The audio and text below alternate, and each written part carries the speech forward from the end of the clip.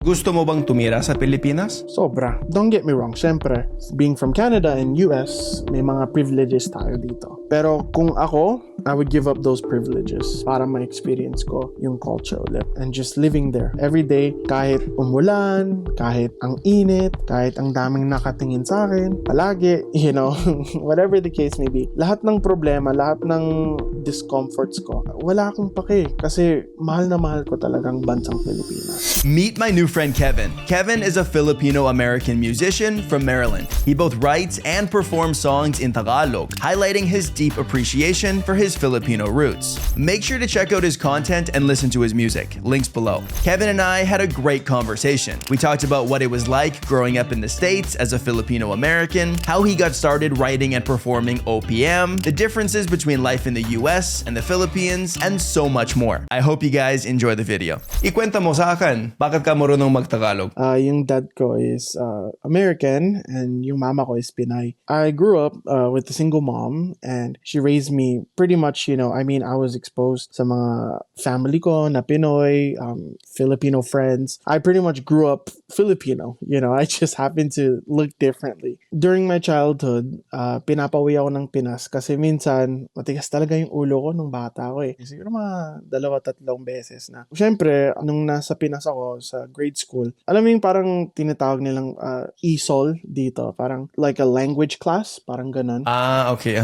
Nung umuwi ako sa Pinas, of course, to keep up, I had to take language classes. And then of course, it also helps na yung sa bahay namin, yung mga tita ko, mga tito ko, mga pinsan ko, puro Tagalog sa bahay namin. So, doon talaga ako natuto. And of course, having Filipino friends, syempre, during that time, hindi tulad ngayon eh, kasi sa Pinas ngayon, marami na talaga nag-i-English kasi marami ng access to social media, diba? Before, during that time, parang hindi uso talaga yung mga smartphone eh. Kaya wala masyadong nag-i-English, alam mo yun. So, full Tagalog talaga during my childhood. At depende din kung saan ka sa Pinas, diba? Kasi sa Maynila, maraming English talaga. Sa ibang probinsya, minsan mas malalim yung Tagalog. Parang purong Tagalog, diba, yung tawag sa tiyan ko. Sobrang lalim.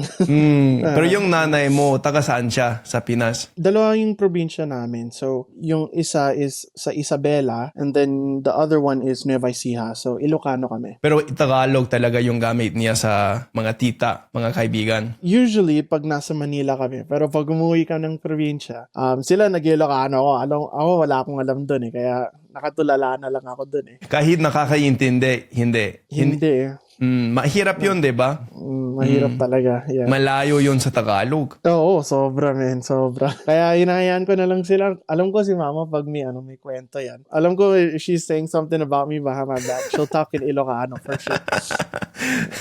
Ikaw, Marites, pinapakinggan mo siya. Anong sinasabi niya? Sabi ko, ma, ba't ka nag-Ilocano? Alam ko may sinasabi ka sa mga tita ko ah. Anong state niyo sa US? So, based kami dito sa Maryland. At marami bang Pilipino sa inyo? Not tulad sa mga states tulad ng California, but I would say in the median. Hindi masyadong marami at saka hindi masyadong mababa. So, in the middle for sure. Pero basta yung nanay mo, may pamilya din siya sa inyo? Yung mga tita, sabi mo? Dito sa Maryland? Mm-hmm. Yes. Marami din kami mga kamag-anak dito. Kaya sabi mo na parang Pilipino talaga yung environment mo noon bata ka pa? Oh yeah, for sure. Kasi si mama, very siya sa pagsimba. Pati yung simbahan namin, puro Pinoy. So, lahat ng family gatherings, lahat ng tambayan, Pinoy lahat, promise. For us English speakers, learning Tagalog can be a real challenge. Trust me, I've been there. That is exactly why I decided to create my Beginners Tagalog course. With over 10 years of experience speaking Tagalog,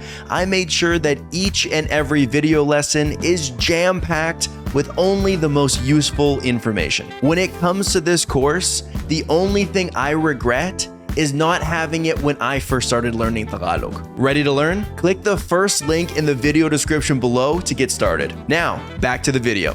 Kaya dati, hindi mo kailangan matutong magtagalog, di ba? Parang natural process lang. Parang hindi din kasi parang ang napapansin ko sa sarili ko is pag di ako masyadong nagtagalog, parang nawawala din. Tas bumabalik ng konti yung accent ko. Tulad ngayon, like right now, I'm just in the season of just chilling, when it comes to my music. Pero nung talagang active ako sa pagsusulat, nagtutour ako, dun talagang todong-todo yung Tagalog ko. But for me, it's just something na parang if you don't practice it as much, parang minsan nawawala din, nabubulol ka. Pero kahit pa paano, nakakaintindi at conversational pa rin. Pero more on English ka pa? Depende kung sino kasama ko. Kung alam ko di sila marunong masyadong mag-English, Tagalog na lang. Pero yung anong gamit mo kay nanay? Actually, halo-halo din I would say for most of the time, English. Mabuti naman na marunong ka magtagalog kasi alam mo maraming Pilipino dito. Kahit Pilipino yung mga magulang nila, hindi sila natututo magtagalog kasi andito na sa Canada or sa US, diba? Bakit sa tingin mo natuto ka? Meron mga iba na hindi.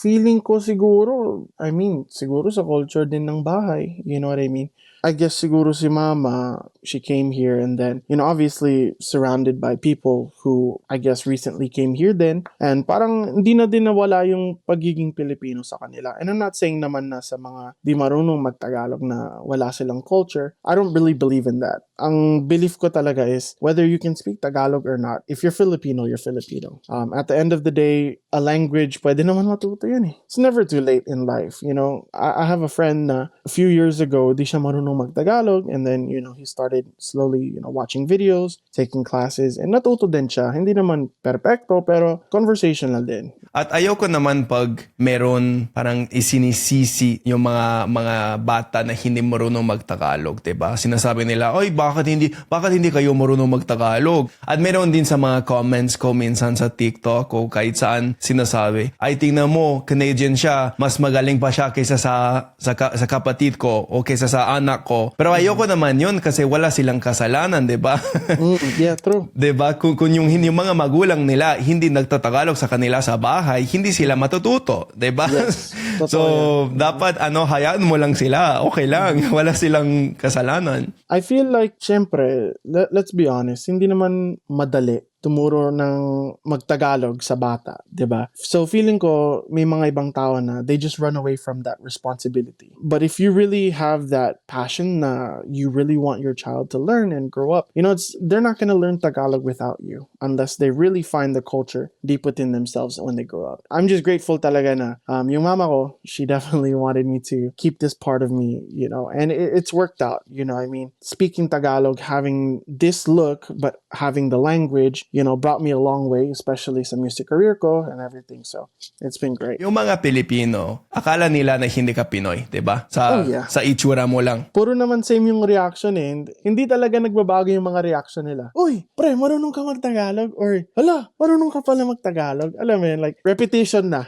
Nasasanay na ako sa mga reaction. Ay, naka. Nagsasawa ka ba sa mga reaction ganyan? Hindi naman. Parang, kasi nakaka-proud din sa sarili ko. Kasi parang one of a kind talaga Not literally. Siyempre, meron din tulad natin na marunong mag-Tagalog, pero di mo kang Pinoy, you know what I mean? In a sense, it gives you a sense of pride kasi parang very small percentage talaga ng tao na tulad natin. Nakaka-proud naman talaga. Unique ka talaga. Pero iba sa iyo kaysa sa akin kasi Pilipino ka talaga. Kaya tinanong kita kung nagsasawa ka pag hindi ko alam kung gusto mong sabihin, Pilipino nga ako. Hayaan mo ako, pero never ako naging ganun. Siguro kasi parang mahal na mahal ko talaga kasi yung Pinas Tsaka yung mga tao. Siyempre, hindi na din natin maiwasan yung mga bad vibes, kumbaga.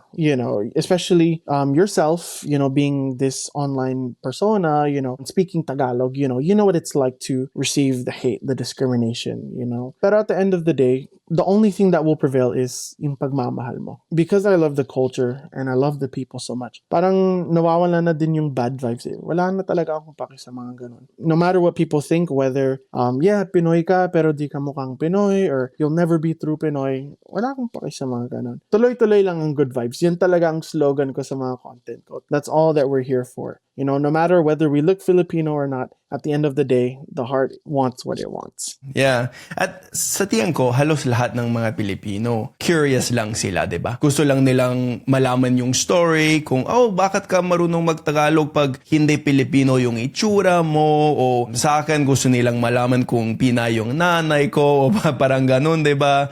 Pero curious lang sa kanila. Kasi maraming Pilipino, wala silang experience yata sa ibang lahi na marunong magtagalog, di ba? Kasi bihira talaga, rare talaga yon. Parehas sa akin, meron akong nakikitang foreigner na marunong magtagalog, parehas din yung mga tanong ko, di ba? Gusto ko rin malaman, oy, missionary ka! Inuulit ko yung mga tanong na naririnig ko sa kanila. Actually, now that you mentioned that, there was one time, nandun ako sa bahay ng pinsan ko. You know, like family, they invite friends over and everything. And then nagulat ako kasi meron tulad ko, sige, siguro sabihin natin na mukhang Black American lang, tas biglang nagtagalog. So sabi ko, parang nagulat din ako. Sabi ko, wow, yun palang reaction ng mga tao sa akin. So I was like, oh my goodness. Alam mo yung parang supernatural na feeling talaga. I was like, wow, like that is crazy. So after that, parang like my mind, I became so open-minded. Yeah. Naiintindihan mo na yung Yes. yung feeling ng mga iba sa iyo, 'di ba? Yes. Sabi mo na Filipino talaga yung upbringing mo, yung culture sa bahay niyo. Filipino ba yung kinakain niyo? Oo, sobra. Kasi si mama, and hindi ko lang sinasabi to kasi mama ko to, pero sobrang galing magluto. Yung mga pagkain namin ever since is usually halo-halo, like I would say maybe 80% of the time, Filipino dishes talaga sa bahay namin. Yeah. Rice Masarap is talaga. life. Rice is life. Mahilig ka rin sa rice. Actually, nung bata ako, sobra. Ngayon, parang, ewan ko, parang nasawa na din ako ng konti eh. Nasobrahan siguro ako nung bata ako. Ay, wag mong sabihin yung magagalit talaga yung mga Pilipino sa'yo, Mismo yung mga yan, kabayan mismo. mo. Oo, mismo. Pero okay lang yan. Nakakanin pa rin naman. Pero hindi naman yung hanggang rice lang, hindi only rice. Yung mga Pilipino, 'di ba? Parang pwede din kayong kumain ng rice, just rice. Rice lang. Kahit walang ulam, pero ako hindi. Masyadong Canadian ako yata. Hindi naman. Alam mo ang ginagawa ko nun, pag wala kaming karne or whatever, and gusto ko lang kumain, may kanin, tas lalagyan mo ng konting suka, konting toyo, tas minsan, chop ka ng sibuyas. Tas yun na yun, kainin mo yun, ganun lang. Meron din akong nakita na may kanin na may kasamang kape. Hindi ko alam kung kinakain mo rin yun, pero parang para sa breakfast yun. So rice and coffee na halo-halo. For me hindi ko pa na-try yun. Maybe one day. Usually kasi for me, pag almusal, talagang isasabay ko sa pandesal eh. Alam mo. Masarap yun na may Oo. kape. Spanish bread yung paborito ko. Yes. Yeah. Kasi mas matamis yun, di ba? Sobrang sarap. Oh my gosh. May paborito ka ba sa lahat na pagkain na Pinoy? I actually posted a video na yung top 3 foods ko. Pero yung number 1 ko talaga. Dalawa eh. Kasi hindi talaga ako makapili which one is better. Pero it's gonna be long silog and tosilog. Longganisa and tocino. Yeah. I can't choose one is better than the other. Yeah. So ikaw breakfast fan talaga? Oh yeah. Yeah. Tocino, ang sarap talaga. Yun, isa sa mga paborito ko rin. Ang sarap. Yung sauce, parang sticky at matamis. Ang sarap. Tapos may garlic rice ka, and then, oh my gosh. May tas itlog. Tapos yung Grabe. suka, or yung pinakurat. Alam mo ba yun? Hindi ko alam. Ano yun? Yung parang suka siya, tapos may mga sili, sibuyas. Wow, sarap gutom na ako. Ako din eh. Noon pumunta ka sa Pilipinas, gaano ka katagal sa mga biyahe na yon? 8 to 12 months siguro. Oh, matagal. Hindi naman lumagpas ng like 1 year. Usually less than a year, pero matagal din. Hindi yung parang vacation lang. Kaya pala sinabi mo na pumapasok ka rin, 'di ba, sa school? Actually, inulit ko ang grade 5 3 beses. So nag-grade 5 ako dito, and then halfway through grade 5, pinauwi ako ng mama ko sa Pilipinas. Nag-grade 5 din ako doon, like halfway, and then pinabalik bumalik ulit ako dito sa US. And sabi nila, kasi I think it was only like 2 more months. So they said I could not do grade 6 for 2 buwan. Ang sabi nila, grade 5 ulit ako. Ay, So nako. 3 beses ko ginawa ang grade 5. So alam na alam mo talaga yan, grade 5. Yes. Kailan yung last time na umuwi ka? 2023 ba yun? Kasi nag-gigs ako dun kasi performer ako. So, I did some shows dun sa Pilipinas. I stayed for 3 months. Tuwing umuwi ako ng Pinas ngayon, like ever since 2020 and beyond, usually when I go home sa Pinas, hindi din bakasyon nagiging work ko kasi signed ako sa record label dun sa Pilipinas. So, usually pag umuwi ako, we do like content shooting, video shooting, music recording, so, and then syempre, performing din. Ang sipag mo talaga. Yeah, I tried to be. Nakita ko yun sa Instagram mo na kumakanta ka, marami kang songs, album, at kumakanta ka rin sa Tagalog, diba? At nagsusulat, yes. Paano ka nagsimula sa music industry?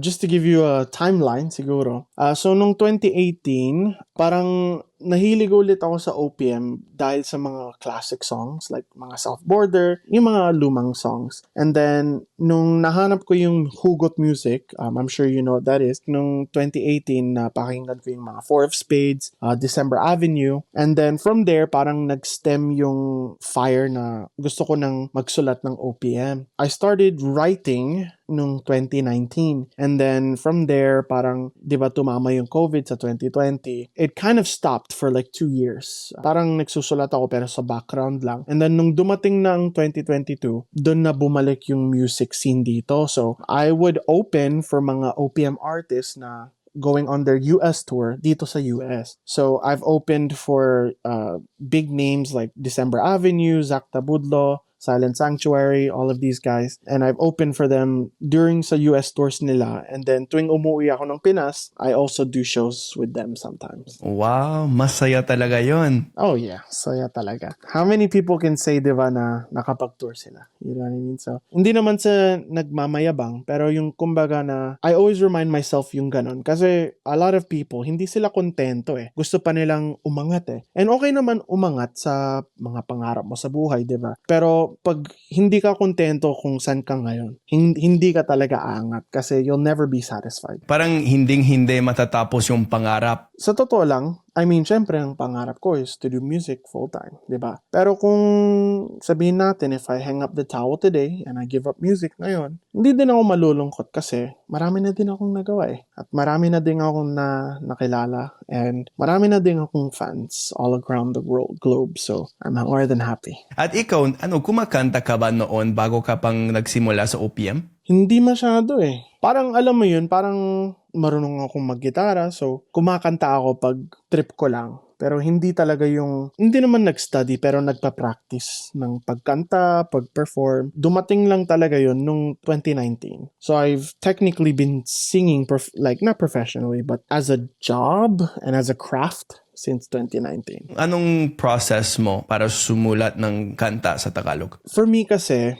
I can speak both English tsaka Tagalog. Pero para sa akin, mas malalim ang meaning ng words sa Tagalog. So, parang mas na-express ko yung nararamdaman ko. When I write my songs, I actually have a video releasing about this soon. Pero it's basically parang I never write usually about myself. Pero, syempre, lahat naman tayo napagdaanan ng mga relationship stuff, diba? Mentally, tsaka emotionally, I take myself to a very dark place para makapagsulat ako ng mga emotional songs. And I do it just for a moment para maramdam ko ulit yung feeling ng maging heartbroken, para mag-translate sa lyrics. But then I also, have happy moments where I write happy songs, happy love songs. And then may mga moments din, a lot of people would consider hugot, of course. Pero a lot of my catalog are about songs na fighting for love. Parang hanggang katapusan, you just keep fighting for love. You know what I mean? So, that's my method of songwriting talaga. Pero ngayon, nag-experiment kasi ako ng mga iba't ibang genres. So I started off alternative rock style, like mga based off of like 2000s bands, like The Fray or, Goo Goo Dolls, Hoobastank. And then syempre OPM like December Ave, mga ganon. And then I eventually got into pop, so then kind of like a Zach Tabudlo kind of inspired songs. And then now I'm moving more towards like R&B na. So I actually have a song releasing hopefully this month or next that's more on the R&B side of things. Kailangan talaga ganun sa OPM kasi ang napapansin ko sa OPM is usually there's seasons of songs. So when I first started music, ang season ng music nun is yung mga talagang alternative na hugot. And then eventually got into more pop. And then now it's more R&B and rap sa Pilipinas. Meron na sinabi sa akin na yung OPM parang old style ng American music. So like Flash from the Past, nakalimutan ko na yung taon na sabi niya. So my inspiration sa OPM na galing old school American music. Ano sa palagay mo? Tama ba yun? Ay, sobra. I don't know if you've been to the Pinas recently, but hanggang ngayon let's say yung pinaka-recent na visit ko, which was 2023, naglalakad lang ako sa mall or whatever, I still hear songs from like the 2000s, from like Chris Brown or Neo. And then minsan, punta ka sa kabilang store, tumutugtog sila ng Journey or Chicago. And then yung sa Isbang store, parang Michael Bolton. Alam mo yun, parang sobrang daming mga lumang songs. If anything, feeling ko parang mas trending pa rin ng lumang songs kesa sa new songs eh. Pero kahit sa bagong OPM songs, parang may vibe na old school pa rin. Oh yeah, sobra. Music was dated, years ago, So, hindi mawawala ang music, like yung foundation, kumbaga yung template. Parang nare-recycle lang siya. And we just keep adding different tunes, different flavors, mga ganon. I'll be honest, a lot of my songs actually are templates of other songs. Syempre, hindi saktong-sakto, but in a way, I take older songs that inspire me and then I make them into more modern sounds that cater to my music. Kasi wala akong alam sa music, sa totoo lang. Pero meron minsan akong naririnig na mga musicians, pinag-uusapan yung music. Tingnan mo to, parehas yung chord progression, yung rhythm, o yung hindi ko alam. Kulang ako sa salita para pag-usapan yung music, pero gets mo yung point ko, yes, diba?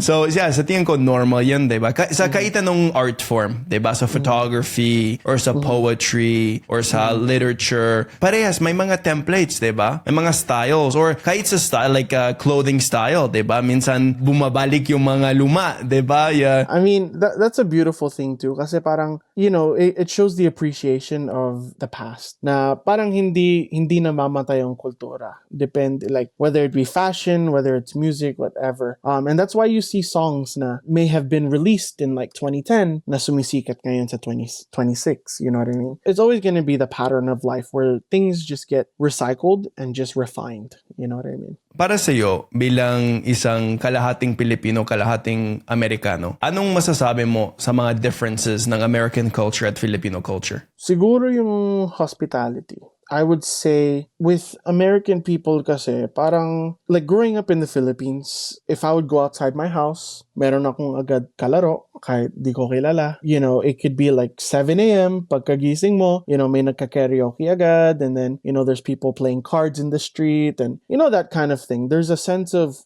home. There's a sense of community talaga. Dito sa US, parang kailangan mo mag-effort para may sense of community. If you don't try to look for the people, then you're never gonna find them. Of course, syempre yung, like as far as being the kindness and that kind of thing, it's different dito sa US kasi I feel like everyone kind of just does their own thing. Kunwari, pumasok ka ng Starbucks, walang nag-interact. I'm just there to get my order, to order my drink, tas yun na yun. Pero sa Pilipinas, mapapansin mo na kahit pa paano, people are interacting with each other kahit di sila magkakilala. Kahit sa mga ibang lahi din. Kasi feeling ko na tinatanggap nila ako kahit taga ibang bansa ako. At minsan meron nagsasabi na may white privilege din sa Pilipinas. So kunyari pag tinatanggap nila ako, may preferential treatment para sa akin kasi ganto yung itsura ko. Ano masasabi mo sa mga bagay na yun? May na-experience ka ba ng discrimination noon nasa Pilipinas ka? I would say discrimination, both good and bad. I think more so bad when it comes to online presence. More like sa mga comments, mga ganon. Pero sa personal, like now that I'm an adult, wala masyadong nang titrip sa akin kasi malaki akong tao. Alam mo yan.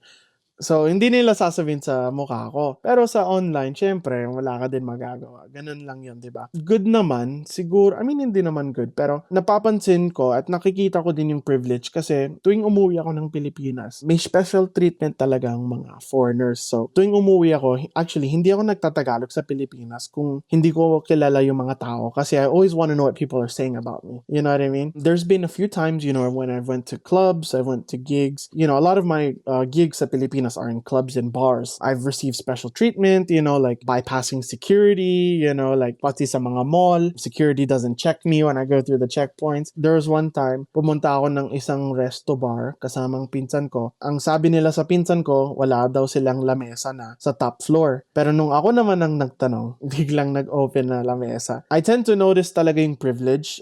Pero for me, hindi ko inaabuso. At the end of the day, there's gonna be good and bad to everything. Sa palagay mo, may preferential treatment para sa mga ibang lahi, pero hindi naman white privilege. Hindi naman. Foreigner privilege naman. Yes, foreigner privilege. At hindi natin sinasabi na bastos yung mga Pilipino sa isa't isa. May community pa rin, syempre, di ba? Pero minsan, mas mabait pa sila sa mga tao na mukhang foreigner. That's true. Unfortunately, that is a reality din. At the same time, there's just things out of our control lang talaga. And at the end of the day, as long as you do your part in treating people fairly, treating people equally, no matter the color of their skin or whatever the case may be, as long as you know you're doing your part. May paborito ka bang aspekto ng kulturang Pilipino? Yeah, I think the humor talaga. A lot of my cousins actually dito sa US, it's always a good time kasi yung mga jokes nila, alam mo yung like sobrang vulgar ng jokes, pero nakakatawa pa rin. Like, hindi naman bastos, and they would just bring up the stupidest jokes, but it would be so funny, I have one cousin, and every time we're together, as in sumasakit talaga yung pisngi ko, yung tiyan ko, kasi tawanan lang ako. Kwento lang siya ng kwento ng jokes. Kahit inuulit niya yung jokes, ilang beses ko pa rin narinig, tawa pa rin ako ng tawa, promise. Yung mga asar ng asar. Yeah. Pero syempre, pag inasar ka, kailangan mo asarin din. Alam mo. At pag i-translate mo yung sinasabi nila, parang, ay, bastos talaga yun. Pero sa moment, hindi naman bastos, diba? Sa culture, parang normal lang, diba? I mean, at the end of the day, bad jokes in whatever language are still bad jokes, But it's all about the vibes. It's all about the intimate moments, enjoying those times. Kasi you never know talaga when those moments will end. Tama. Sa tingin ko, asar-asar din sila sa physical appearance. O, tingnan mo si tangkad, diba? O, tingnan mo si kalbo. Tingnan mo si maliit, diba? Yung mga ganun. Yung isang tito ko, kasi kalbo siya. As in, like, ang shiny talaga ng ulo niya. So, minsan, pag nandun kami sa bahay nila, titingin ako sa labas paggabi. Tito, wala ka bang duty ngayon? Walang buwan ngayon, ha? Nakatago yung buwan nandun pala sa kanya sa ulo niya. So, pinag-trip ko yun, eh. Filipino na Filipino talaga yun. Yung style of joke, diba? Yun talaga. Minsan parang blunt yung jokes. Pero nakakatawa pa rin. Yeah, I mean, when I was younger, of course, di ko na intindihan yung mga ganun kasi bata ako. Being a black guy sa Pilipinas, especially as a kid, ilang beses ko na rin narinig na tinawag akong Barack Obama, Sean Kingston, you know what I mean? Siyempre, correlate din yun sa kulay ng balat ko. But at the end of the day, I mean, it's just all fun. I'm not offended by it. Alam mo na hindi masama yung intentions nila. Yeah, and again, it's one of those things na tulad nung kasi usually whenever I do hangouts sa Pilipinas, I usually go to more places na catered to foreigners. Not because I am discriminating against people, but because I feel safer there. If I'm going a separate group of people or traveling by myself, I usually go to like the more high-end centers like BGC, Makati, those places, just for my safety, my general safety. Pero when I'm, with my friends and I actually go out to like, the different outskirts of Manila, the parts where foreigners are not as common, you really get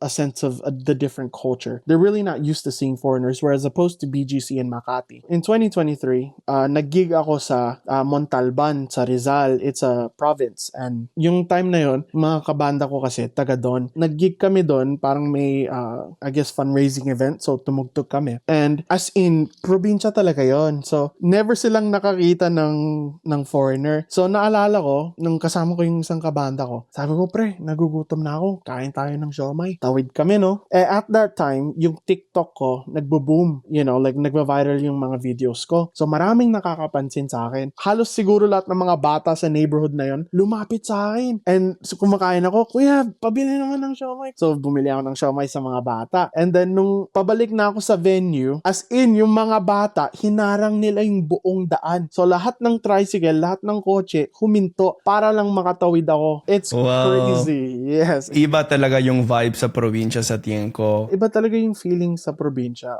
I wouldn't say na I grew up there. Kumbaga, tuwing umuwi kami ng probinsya, parang bakasyon lang. Pero yun nga, simple talaga yung buhay. Like, pagising mo, hindi mo iniisip ang cellphone. Pagising mo, you go have breakfast with your family. Parang ganun talaga yung vibe. And miss ko talaga sa Pilipinas, sa probinsya specifically, is kumbaga yung freedom to do whatever you want. I think the last time nung pumunta ako ng probinsya was 2018. And during that time, so diba nasa Nueva Ecija kami, and biglang bumagyo.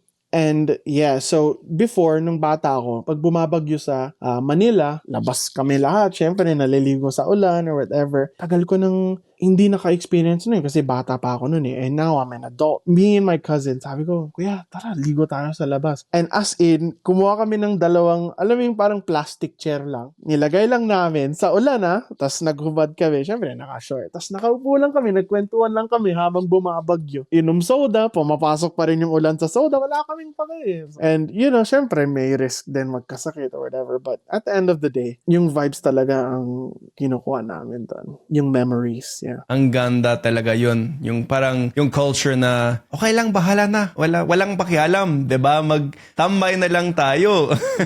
Yeah, like game. At yun talaga yung reputation ng mga Filipinos, 'di ba? Na parang kahit anong nangyari, nakangiti pa rin sila. Yes. Kahit may problema sila, parang wala sa ugali nila. Resilient talaga. Kahit mahirap ang buhay, okay lang. Bahala na.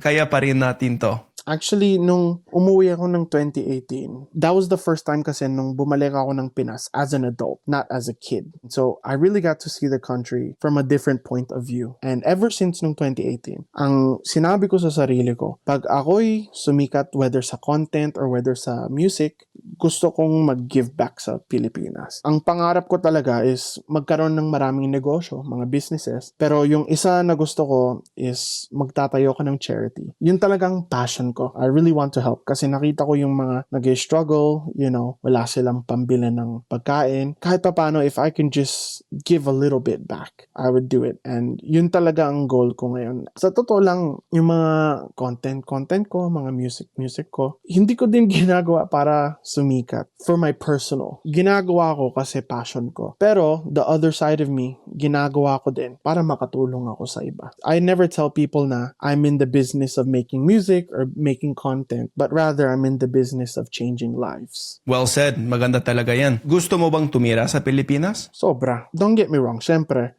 being from Canada and US, may mga privileges tayo dito. Pero kung ako, I would give up those privileges para ma-experience ko yung culture ulit and just living there. Actually, nung umuwi ako nung 2023, di ba umuwi ako for 3 months, I actually quit my job here sa US to do that. And I stayed there for 3 months to really see kung yun talagang gusto ko. After 3 months, hindi talaga nagbago ang isip ko. Every day, kahit umulan, kahit ang init, kahit ang daming nakatingin sa akin, palagi, whatever the case may be, lahat ng problema, lahat ng discomforts ko, wala akong pake kasi mahal na mahal ko talagang bansang Pilipinas. Tara na. I know, man. Let's go. Pag umuwi tayo ng Pilipinas, ay nako. We would cause a freaking havoc, bro. Wala na akong tanong para sa iyo, pero may mga rapid fire questions. Yung mga simpleng tanong lang. 2 option, isa lang yung pili mo. Okay lang yun sa'yo? Sige, game. So, okay. Sige, game na. Anong mas gusto mo? Grab or move it? Grab. Jeepney or trike? Jeepney. City or probinsya? City. Beer or gin? Beer pag Red Horse. Red Horse. Masarap. kailangan. Karaoke or basketball? Karaoke. Halo-halo o leche flan? Halo-halo. Beach or mountains? Beach. Rainy season or summer? Rainy season. ABS-CBN or GMA? GMA kasi may mulawin. Eat Bulaga or It's Showtime? Eat Bulaga. Adobo o sinigang? That's a good one. Adobo. Pansit or lumpia? Lumpia. Jollibee or McDonald's? Jollibee. Western food or Filipino food? Filipino food. Boracay o Palawan? Boracay. Yun lang, lahat ng tanong. Awesome. Salamat, you ha? got a few times, yeah. Maraming salamat, ha? Of course, brother, man. Thank you so much for having me on your platform.